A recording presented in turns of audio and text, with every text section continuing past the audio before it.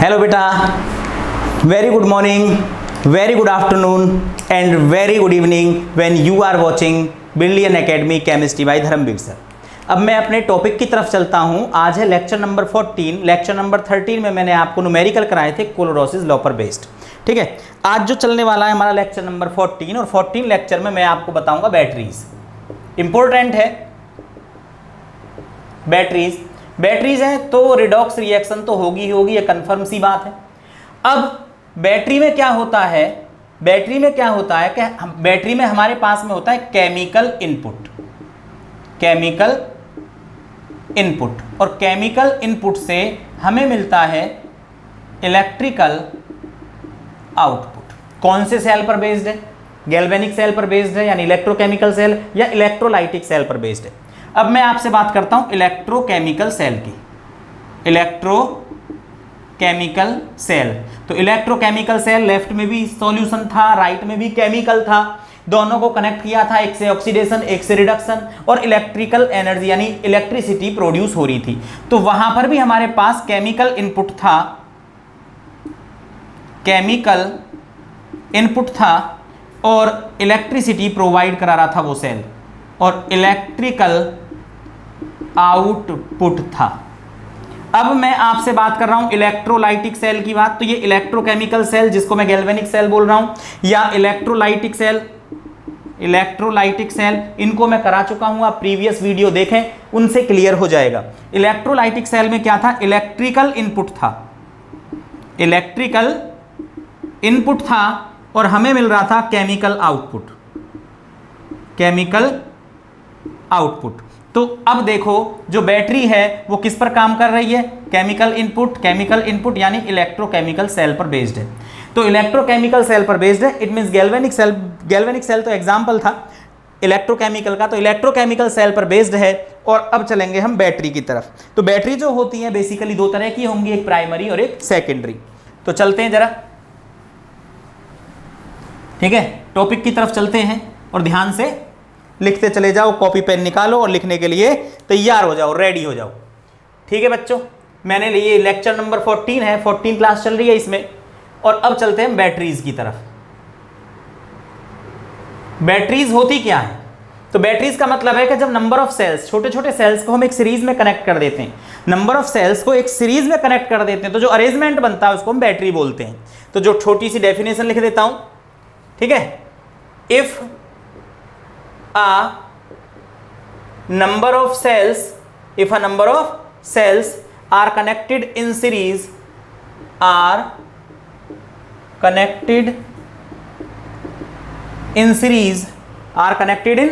then the arrangement is called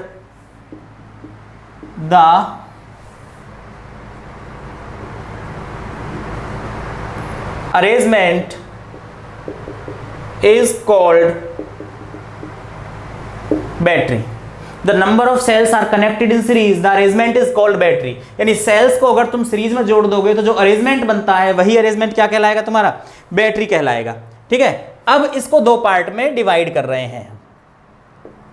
it can be classified into two parts. तो battery को दो part में divide कर रहे हैं। नंबर एक हो जाएगा प्राइमरी बैटरी या प्राइमरी सेल्स बोल दीजिए आप, प्राइमरी सेल्स, ठीक है। और एक हो जाएगा सेकेंडरी, तो मैं भी सेकेंडरी की बात नहीं कर रहा हूं। अब प्राइमरी बैटरी क्या होती है, प्राइमरी सेल्स क्या होते हैं? तो ऐसे सेल जिनमें रिडॉक्स रिएक्शन केवल एक बार होती है, ऐसे सेल जो चार्ज नहीं होते, ऐसे सेल जो एक बार यूज होते हैं, क्या कहलाते हैं? वो प्राइमरी सेल्स। इसका मतलब सेकेंडरी जो है वो बार बार यूज होंगे, बार बार चार्ज होंगे। तो प्राइमरी सेल में हमें ड्राई सेल पढ़ना होगा, मरकरी सेल पढ़ना होगा, और सेकेंडरी सेल में हमें लेड स्टोरेज बैटरी पढ़नी होगी, निकल कैडमियम सेल पढ़ना होगा, फ्यूल सेल पढ़ना होगा, वो सेकेंडरी की बात आएगी। तो अभी मैं बात कर रहा हूं आपसे प्राइमरी सेल की। तो प्राइमरी सेल क्या होते हैं? ऐसे सेल, ऐसी बैटरी जिनमें रिडॉक्स रिएक्शन केवल एक बार होती है। अगर रिडॉक्स रिएक्शन एक बार होगी तो इसका मतलब आप यूज भी एक बार कर पाओगे। मान लीजिए तुम्हारे पास में कोई सेल है, यानी तुम्हारी जो घड़ी में सेल डलता है वो रिस्ट वॉच वाला सेल, या दीवार घड़ी में जो सेल डलता है वो भी प्राइमरी है, रिमोट में जो सेल डलते हैं वो भी प्राइमरी है। तो उनमें रिडॉक्स रिएक्शन एक बार हुई और एक बार रिडॉक्स रिएक्शन होने से जितनी एनर्जी रिलीज हुई, अब उसको तुम 1 दिन में खर्च कर लो, 1 घंटे में खर्च कर लो, 2 दिन में खर्च कर लो, 10 महीने में खर्च कर लो, 1 महीने में खर्च कर लो, जितने दिन में भी आप उसे कंज्यूम कर पाओगे, फिर वो दोबारा चार्ज नहीं हो सकता, वो डेड हो जाएगा। तो प्राइमरी सेल जो होते हैं वो ऐसे सेल होते हैं जो एक बार यूज होने के बाद डेड हो जाते हैं कुछ टाइम के बाद में, तो वो प्राइमरी सेल है। तो प्राइमरी सेल्स लिख देता हूं, primary cells are those in which the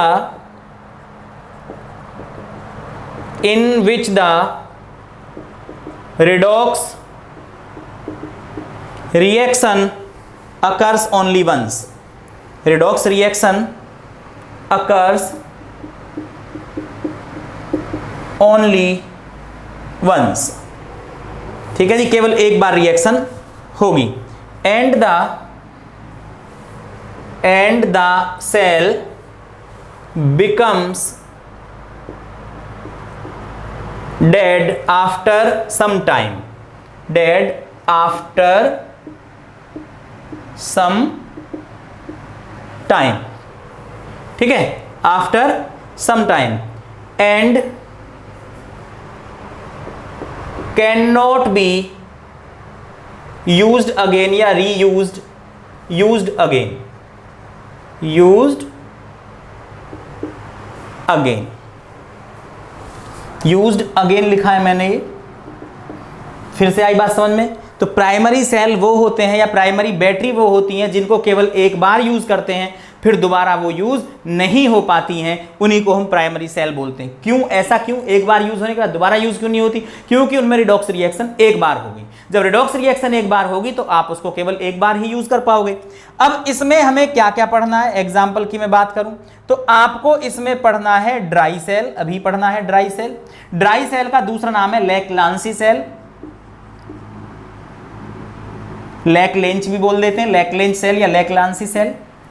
दूसरा जो हमें पढ़ना है, नंबर 1 हुआ, नंबर दूसरा जो हमें पढ़ना है वो पढ़ना है mercury cell, mercury cell.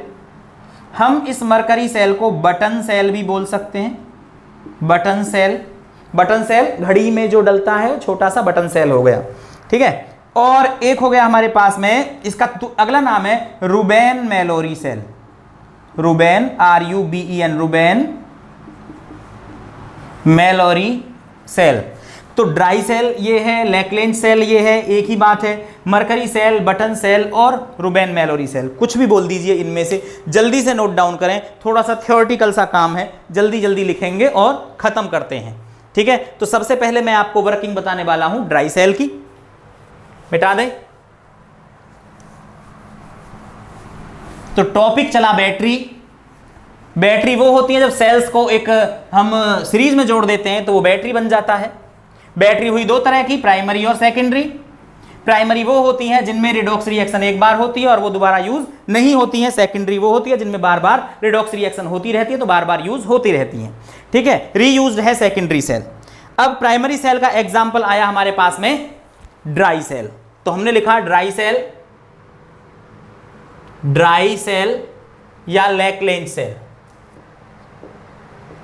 लैक्लेंच cell, dry cell या लैक्लेंच सेल। अब ये कौन सा सेल है? अब ये सेल है जो टॉर्च में डलता है। टॉर्च देखी होगी आपने, हैंड टॉर्च जो होती है, टॉर्च में जो सेल डलता है वो ये सेल है।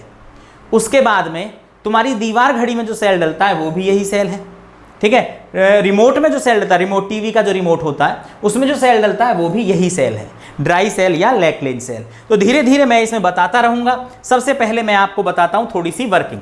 सबसे पहले क्या होता है, ड्राई सेल में एक, इधर बनाता हूं, यहां इधर लिख लेंगे, यहां बना लेता हूं। ड्राई सेल में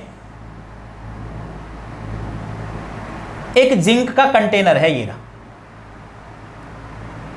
ये जिंक का कंटेनर हो गया।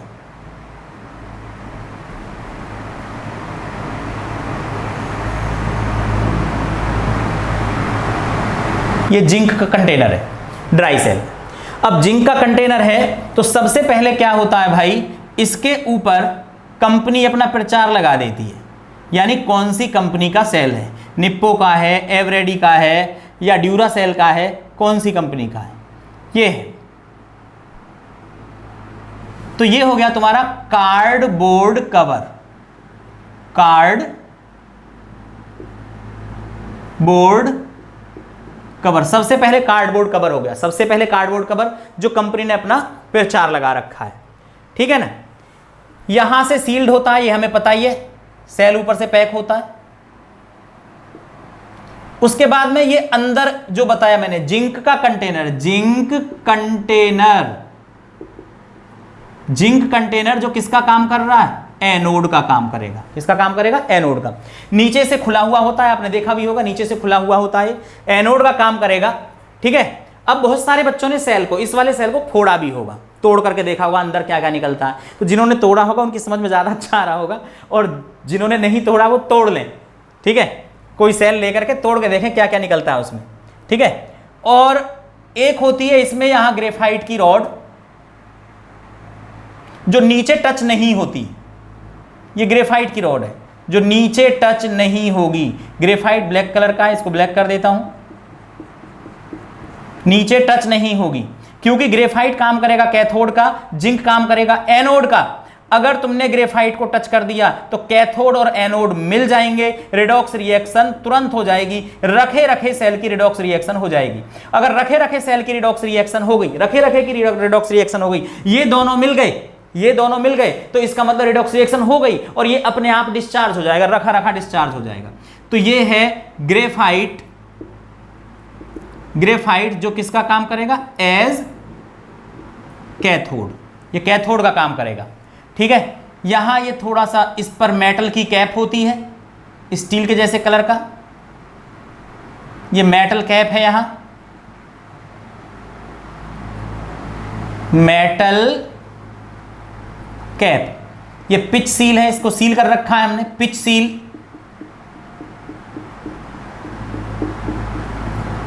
Pitch seal, pitch seal. तो कैथोड मिल गया, एनोड मिल गया, एनोड होगा, एनोड किसका काम करेगा, सॉरी ग्रेफाइट किसका काम करेगा, कैथोड का, और जिंक किसका काम करेगा, एनोड का। दो चीजें मिल गई। अब क्या होता है, इसमें होता है पोरस पेपर।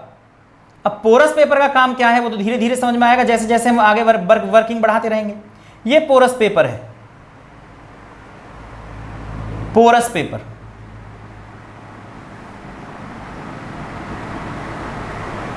ये पोरस पेपर है, पोरस पेपर,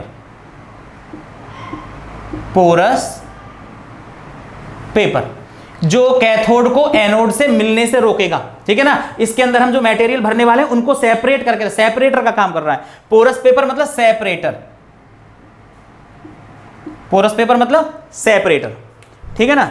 अब क्या होता है, तो अब यह, अब सेल बन गया है, कैथोड मिल गया है, एनोड मिल गया है, करंट फ्लो होना चाहिए, तो इलेक्ट्रोलाइट होना चाहिए इसमें। अब इलेक्ट्रोलाइट में क्या है जी, कि यहां पर एक पेस्ट भरा होता है, यहां पेस्ट किस चीज का है, पेस्ट है तुम्हारा NH4 और ZnCl2 का, ये पेस्ट है, यानी इलेक्ट्रोलाइट बोल सकता हूं मैं।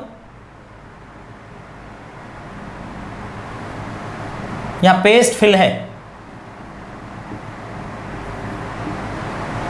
अगर बहुत सारे बच्चों ने या कुछ बच्चों ने सेल को फोड़ा है तो उसमें कुछ चिपचिपा लिक्विड निकलता होगा, तो वो यही लिक्विड है जो मैं बता रहा हूं यहां पर। तो ये क्या है, ये है पेस्ट। किस चीज का पेस्ट है, पेस्ट है तुम्हारे NH4 और ZnCl2 का। तो paste of NH4Cl plus ZnCl2, NH4Cl plus ZnCl2। अब बीच में गैप हो गया, तो यहां MnO2 और कार्बन का पाउडर भरा रहता है, ये पाउडर है MnO2 और कार्बन का, जो कार्बन कैथोड का ही काम कर रहा है अल्टीमेटली। तो ये कार्बन का पाउडर है मैंगनीज डाइऑक्साइड के साथ, MnO2 उसके साथ में। तो MnO2 मैंगनीज डाइऑक्साइड प्लस में कार्बन का पाउडर है। तो ये सेल है जो मैंने अभी अभी यहां पर ये बनाया है। तो पाउडर्ड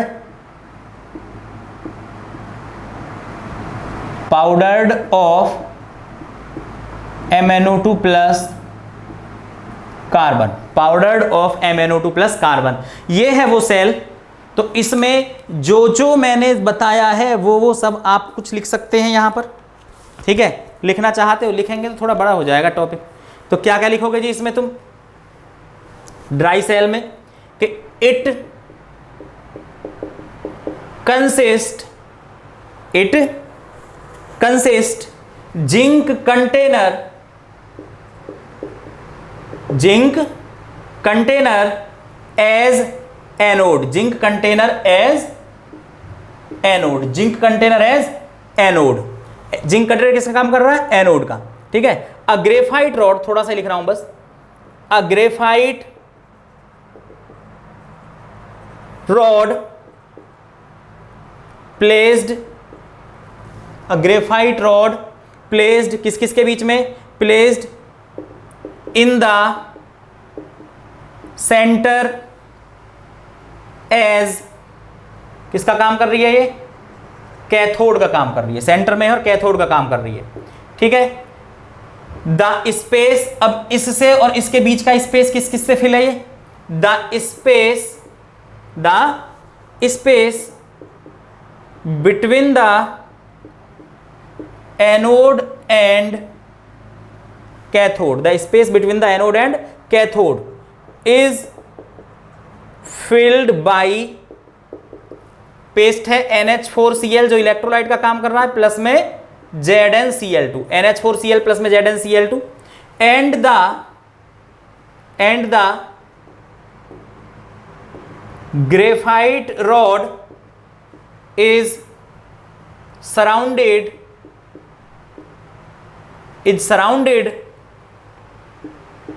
by पाउडर्ड ऑफ, किस किस का पाउडर है? MnO2 और कार्बन का, पाउडर्ड ऑफ MnO2 प्लस में कार्बन। तो ये तो इसकी थ्योरी हुई सेल की। फिर से बता देता हूं, सेल में एनोड है, सेल में कैथोड है। अब क्या करोगे तुम? यहां पर एक वायर लोगे, यहां से वायर को कनेक्ट कर दोगे, यहां से यहां वायर को कनेक्ट कर दोगे, तो बल्ब वो जल जाएगा। अगर एक बल्ब है उसमें एक को यहां कनेक्ट कर दो, एक को यहां कनेक्ट कर दो, तो वो बल्ब क्या करेगा? जल जाएगा, ठीक है। एनोड जो होता है वो नेगेटिव का काम करता है, कैथोड जो होता है वो पॉजिटिव का काम करता है। किसमें? इलेक्ट्रोकेमिकल सेल में, क्योंकि ये इलेक्ट्रोकेमिकल सेल पर ही बेस्ड है। यहां तक आई बात समझ में? सेल का पोटेंशियल लिखना मत भूलना।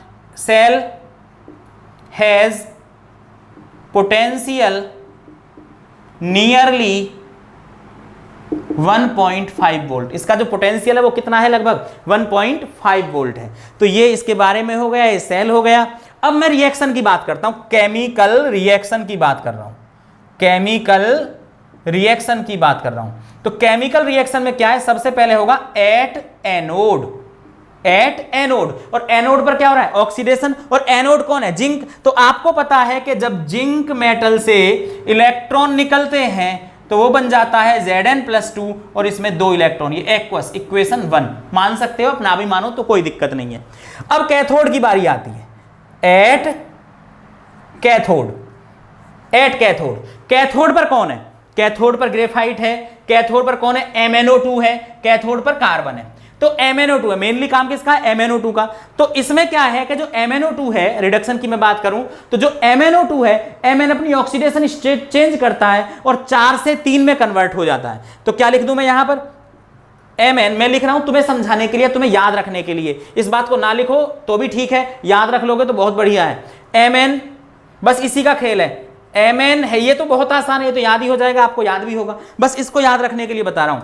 Mn has been reduced, Mn has been reduced from Mn has been reduced from +4 oxidation state, OS लिख दिया है मैंने, oxidation state to TO2 +3 oxidation state. यानी Mn की ये टेंडेंसी है इसमें कि वो रिड्यूस होना चाहता है, रिड्यूस होना चाहता है। अब रिएक्शन लिखते हैं हम यहां पर, तो यहां क्या है? MnO2। अब MnO2 जो +4 है, साफ साफ दिख रहा है, MnO2 जो +4 है वो साफ साफ दिख रहा है किस में कन्वर्ट होगा, Mn+3 में। तो बस तुम्हें यही पता होना चाहिए कि मैं Mn को ऑक्सीजन के साथ, Mn को मैंगनीज को ऑक्सीजन के साथ कैसे लिखूं जो +3 ऑक्सीडेशन स्टेट शो करे। तो मैं इसको लिखूंगा Mn2O3। आप Mn को x मान करके देखिए जरा, इसको x मान लीजिए, x ये 2 से मल्टीप्लाई हो गया, +3 ये ऑक्सीजन -2 हो गया। अब देखो x इक्वल +3 आ जाएगा। यहां देखो जरा, Mn को क्या मान लिया मैंने, x मान लिया, x और ये 2 है, 2 ऑक्सीजन -2 होता है बराबर 0, तो x इक्वल कितना आ रहा है 4। तो आप काउंट कर लें 4 किससे किस में जा रहा है, +3 में चेंज हो रहा है ऑक्सीडेशन स्टेट। अब यहां पर अमोनियम आयन भी है, क्योंकि जो ये इलेक्ट्रोलाइट है, यहां पर जो इलेक्ट्रोलाइट है NH4Cl, तो ये इलेक्ट्रोलाइट NH4Cl डिकम्पोज हो गया NH4 में, तो NH4+। अब ये जो NH4+ है ये कन्वर्ट हो जाएगा अमोनिया में। किस में कन्वर्ट हो जाएगा, अमोनिया में, ठीक है ना। और इसमें अब ये आयन है वो न्यूट्रल है, तो इसका मतलब ये इलेक्ट्रॉन गेन कर रहा होगा। और यहां H2O भी रिलीज होता है। क्या रिलीज होता है, H2O। रिएक्शन को बैलेंस करना पड़ेगा तुम्हें, क्योंकि यहां Mn कितना है 2 है, तो मैंने इसमें 2 से मल्टीप्लाई कर दिया, ठीक है। इसमें भी 2 से मल्टीप्लाई कर दीजिए, इसमें भी 2 से मल्टीप्लाई कर दीजिए, यहां नहीं करोगे मल्टीप्लाई। अब ये NH4 कितना है 2, तो यहां भी 2 से मल्टीप्लाई कर दीजिए, H2O को ऐसे ही रहने दीजिए। तो ये हो गई तुम्हारी कौन सी रिएक्शन, कैथोड वाली रिएक्शन। +4 से किस में चेंज हो रहा है, +3 में। अब तुम दोनों को एक साथ भी लिख सकते हो, यानी ओवरऑल रिएक्शन करके लिख सकते हो। तो ओवरऑल में क्या होगा कि जोड़ दोगे, इलेक्ट्रॉन से इलेक्ट्रॉन कैंसिल आउट हो जाएगा, बाकी कोई चीज कैंसिल आउट नहीं हो रही है, ठीक है। अब सारी चीज ठीक है, दिक्कत क्या कर रहा है, अमोनिया कर रहा है। इसका मतलब इसमें अमोनिया गैस रिलीज हो रही है, सेल में अमोनिया गैस रिलीज हो रही है। अगर अमोनिया गैस रिलीज होगी और तुम इसको यूज करोगे, रिमोट में यूज करोगे, अपनी घड़ी में यूज करोगे, अमोनिया रिलीज हो रही है, तो सेल फट सकता है, एक्सप्लोजन हो सकता है। अगर सेल फट गया तो इंजरी हो सकती है, तुम्हें भी कोई दिक्कत हो सकती है। तो अब क्या करेंगे हम, तो इसमें एक और चीज ली गई है, अगर तुमने ध्यान दिया यहां पर Zn ध्यान दिया है, तो जो ZnCl2 है वो किसमें चेंज हो रहा है, ये रहा Zn+2 में। तो ये जो जिंक आयन है, ये जिंक आयन तुरंत से अमोनिया के साथ रिएक्शन करके कॉम्प्लेक्स कंपाउंड बना देते हैं। तो Zn अमोनिया के साथ रिएक्शन करके कॉम्प्लेक्स कंपाउंड बना देगा +2। ये कॉम्प्लेक्स कंपाउंड सेल के अंदर ही होगा, बाहर कहीं नहीं जाएगा। तो ये सेल हुआ तुम्हारा ड्राई सेल, जिसे लेक लेंस सेल बोलते हैं। और ये किस में यूज होता है, टॉर्च में यूज होता है, रिमोट में यूज होता है, दीवार घड़ी में यूज होता है, ठीक है। तो इसको मैं मिटा दूं जल्दी से, आप इसको लिख लें, मैं साइड में हो गया, लिख लें इसको, अब मिटा देते हैं। अब दूसरा आता है हमारा मरकरी सेल, और मरकरी सेल भी इसी पर बेस्ड है, बस साइज थोड़ा कम है, पोटेंशियल थोड़ा सा कम है, ठीक है। तो मरकरी सेल की बात करते हैं अब हम।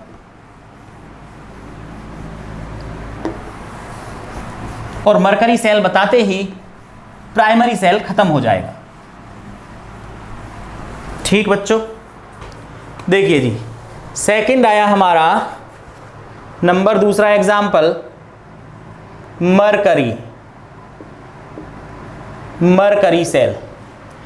मरकरी सेल अब तुम्हारा, इसको हम बोलते हैं बटन सेल। और इसका तीसरा नाम भी मैं आपको बता चुका हूं, रूबेन मैलोरी सेल। तो mercury cell, button cell, Ruben Mallory cell, यही है। अब ये कौन सा सेल है, तो नाम से ही पता लग रहा है बटन सेल। तो बटन सेल जो तुम्हारी रिस्ट वॉच में डलता है वो बटन सेल है। जो हियरिंग एड्स होते हैं, हियरिंग एड क्या है, तो हियरिंग एड जैसे जिन्हें कम सुनाई देता है तो अपने कानों में मशीन लगाते हैं, तो उसमें भी छोटे छोटे सेल डलते हैं। आजकल थर्मोमीटर जो हैं उनमें भी छोटे छोटे सेल यही डल रहे हैं, जो इलेक्ट्रिकल थर्मोमीटर हैं, ठीक है। तो उनमें भी यही सेल डल रहा है आजकल, ठीक है। अब मरकरी ये किस पर बेस्ड है तुम्हारा, उसी पर बेस्ड है। तो थोड़ा सा बता दूं जरा, सेल यहां बना दूं, ज्यादा बड़ा बन गया, मैं बोल रहा हूं छोटा सा होता है, ज्यादा बड़ा बन गया, देखो। लेकिन इतना तो बनाना ही पड़ेगा बच्चों, जिंक का कंटेनर होता है। अब जिंक का कंटेनर है तो एनोड का काम ही करेगा, एक सेपरेटर होता है, बाद में लगाऊंगा।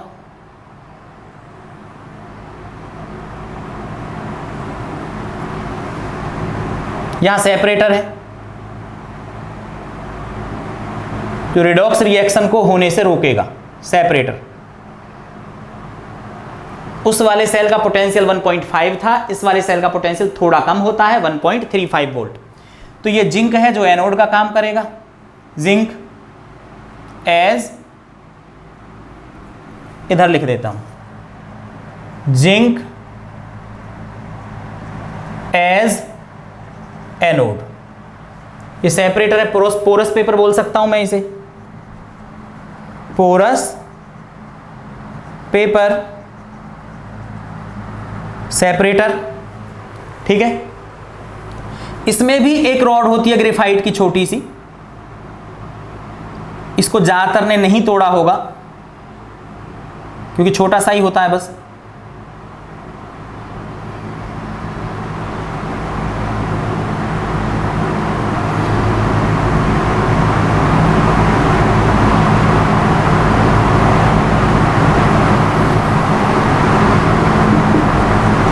ग्रेफाइट की रॉड है,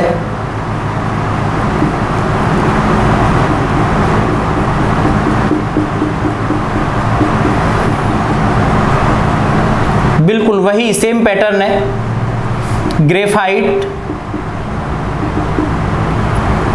एज किसका काम कर रहा है? कैथोड का। ठीक है, इसके अंदर पेस्ट भरा होता है, इसके अंदर भी पेस्ट है।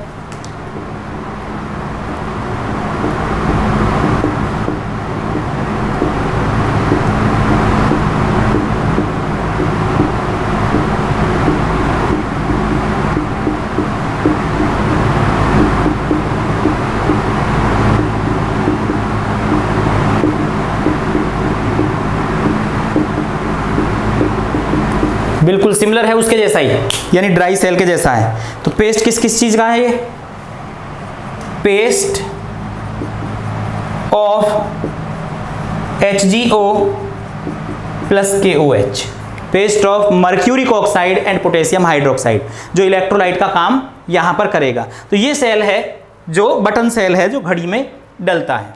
ठीक है, अब इसमें भी लिखूं कुछ, यहां से लिख दूं, it consist of zinc container, it consist of zinc container as, किसका काम करेगा पता ही है, अब तो मुझे बार बार बताने की जरूरत है नहीं, anode, a carbon rod as the cathode and a paste of mercuric oxide plus KOH, किसका काम करेगा? इलेक्ट्रोलाइट का। एज इलेक्ट्रोलाइट अलाइनिंग, LINING, ज्यादा छोटा तो नहीं लिख रहा, रिएक्शन भी आएगी इसलिए थोड़ा छोटा लिख रहा हूं।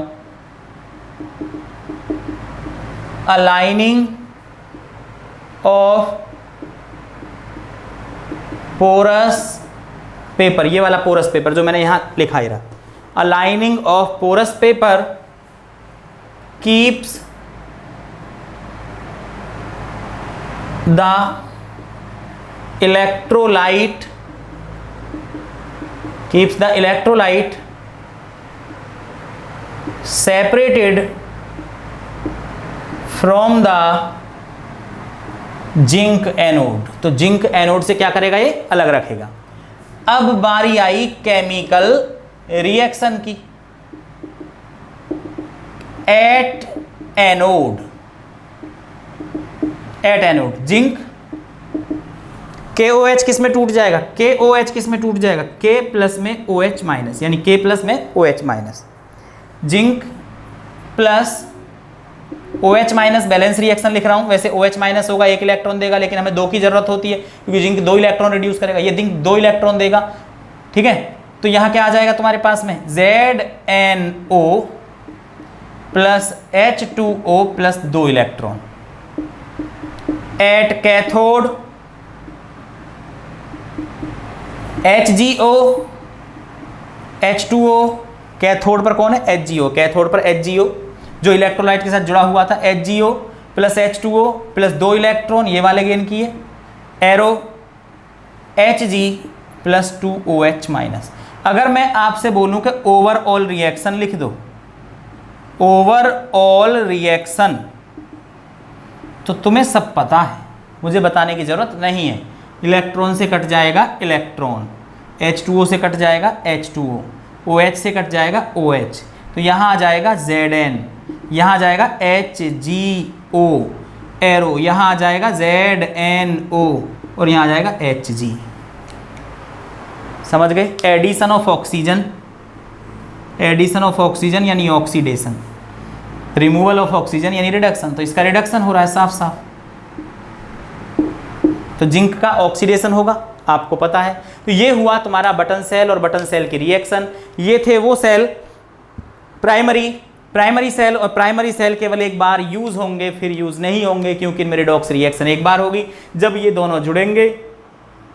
दोनों जुड़ेंगे कैथोड और एनोड, रिडॉक्स रिएक्शन हो जाएगी, एनर्जी रिलीज होगी। अब उस एनर्जी को कितने दिन में ही खर्च कर लेना, उसके बाद में सेल हो जाएगा डेड। तो प्राइमरी सेल हुआ खत्म। सेकेंडरी सेल की वीडियो होगी नेक्स्ट, ये केवल प्राइमरी सेल के लिए है। तब तक के लिए ऑल द वेरी बेस्ट, पढ़ते रहो घर पर।